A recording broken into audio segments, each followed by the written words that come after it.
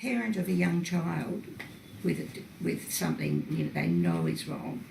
they will walk to the ends of the earth to try and find the answer. Now, Stuart has done that for himself because he knew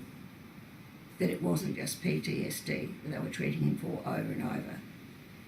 But having found out for himself what it is,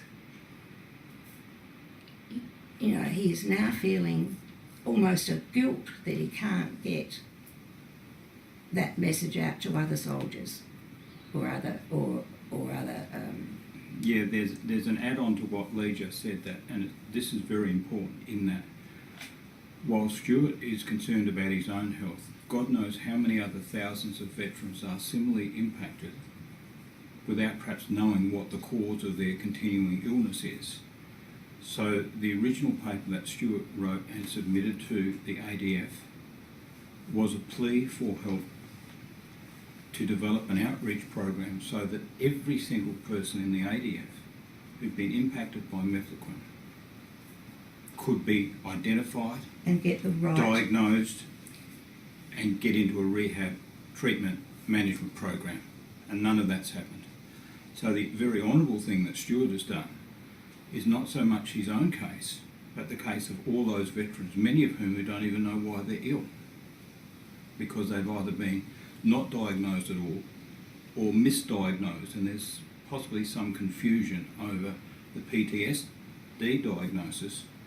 and the side effects of Mefloquine. And the number of soldiers that are suiciding and we don't know what the cause is, that number seems to be increasing, and when there's the slightest possibility that this could be so right and dealt with, it seems unjust that it's not. Really unjust. From my own personal point of view, in addition to my obvious support for Stuart, I'm professionally and personally insulted by the lack of sensible response from the ADF, which includes the previous Chief of Army and the current Chief of Army, and the then Assistant Minister for Defence, Stuart Robert, whose correspondence back to me was nebulous to say the least, quoted me statistics which were not relevant, and refused point blank to acknowledge the fact that Mefloquine has caused a problem.